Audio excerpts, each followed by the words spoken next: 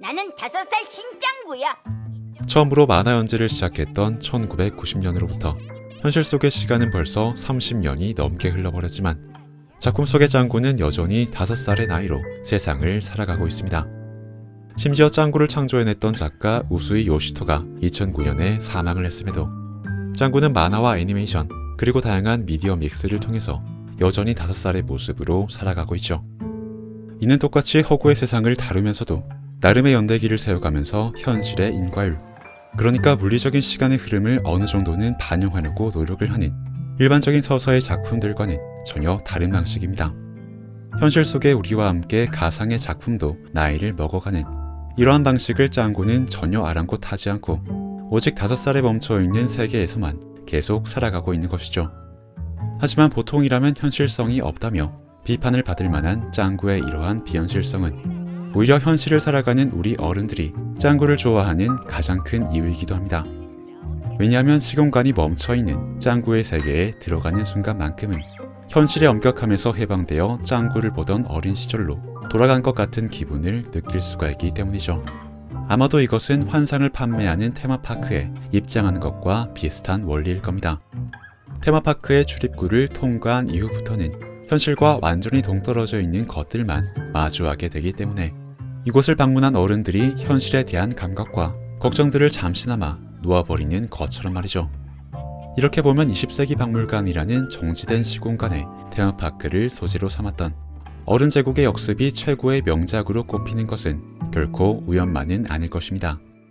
영원히 5살에 머물러 있는 짱구가 우리들에게서 가장 강력하게 이끌어낼 수 있는 감정은 무자비한 현실의 인과관계에서 벗어난 허무맹랑한 환상과 자유, 즉 현실의 무게로부터 잠깐이라도 벗어나고 싶다는 동심을 향한 향수였을 테니까요. 현실의 법칙에서 벗어나 있기에 오히려 현실에서 지친 마음을 잠시나마 의탁할 수 있는 곳, 짱구의 떡잎 마을은 현실의 어른들에게 그런 공간이 되었습니다. 그리고 이러한 원리는 어른 제국의 역습에 버금갈 명작이라는 평가를 받고 있는 28번째 극장판인 낙서 왕국에서도 마찬가지로 찾아볼 수가 있죠. 짱구야, 바닥에 그리면 안 되는 거야. 그리고 싶은 건 뭐든지 그려도 된다면서요. 훌륭해. 이렇게 멋지고 아름다운 낙서를 해놓다니.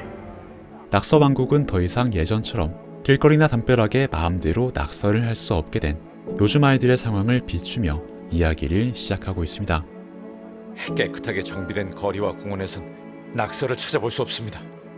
물론 그 덕분에 우리가 살아가는 주변 환경은 너무나 깨끗하고 쾌적해졌지만 그러한 질서가 이제는 숨쉴 틈조차도 없이 적용되다 보니 우리에게 중요한 무언가가 사라져버리지 않았나라는 질문을 작품은 낙서를 통해서 던지고 있는 것입니다.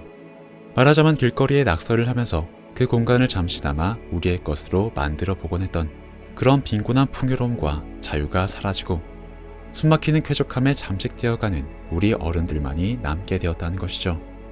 그리고 그렇게 아이들이 더 이상 낙서를 하지 못하게 됐기 때문에 하늘에 떠있던 낙서 왕국이 붕괴되어 떡잎마을 위로 떨어질 위기를 맞이한다는 게 이번 극장판 낙서 왕국의 이야기입니다.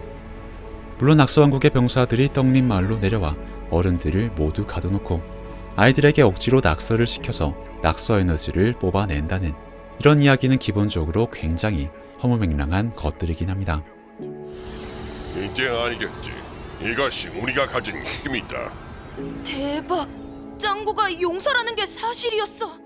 하지만 말씀드린 것처럼 짱구의 무시간성, 즉 30년째 시간이 멈춰있는 그러한 허무맹랑함이 짱구의 세계관에는 기본적으로 깔려있기 때문에 오히려 이렇게 허무맹랑한 이야기야말로 짱구에게는 가장 어울리는 것이라고 할 수가 있을 겁니다. 그래서 짱구는 매번 다른 컨셉의 부스를 테마파크에 설치하듯이 도저히 말이 되지 않는 이야기들을 매 극장판마다 다르게 만들어 올 수 있었던 거죠. 미러클 크레용으로 그려서 만들어진 건 물에 젖으면 저렇게 다 녹아버려요. 하지만 그렇게 30년간 멈춰있는 시간을 살아가는 짱구 역시도 아무리 소중한 존재들이라고 해도 결국에는 영원히 자신의 곁에 머물러주진 않는다는 사실을 배워나가는 모습을 보여주고 있습니다. 난 더 이상 누구하고도 헤어지기 싫다고.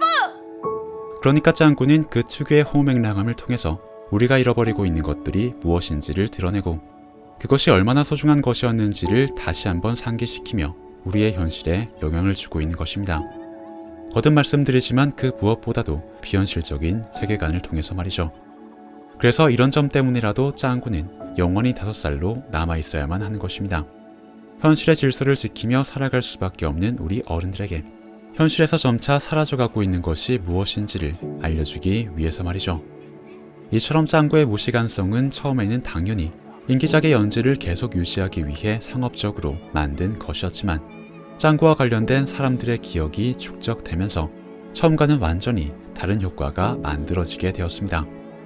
그래서 조금 과정을 덧붙여 보자면 짱구의 무시간성은 현실의 물리적인 시간을 도저히 극복할 수 없는 우리 어른들이 발견해낸 가장 작지만 강력한 저항의 도구라고 할 수가 있겠죠. 더 나은 삶을 위해 세상의 질서를 만들었지만 그 질서가 너무 촘촘해지면서 오히려 삶이 더 숨막히게 된 것은 아닌가라는 낙서 왕국의 이야기. 이런 비현실적인 이야기를 건네주는 짱구는 아마도 우리 어른들이 떡잎마을 테마파크를 기억하는 동안은 계속해서 5살로 남아있을 겁니다. 와하하하! 떡잎마을은 내가 지킨다. 나는 5살 신짱구야. 이쪽은 이틀 입은 냄새.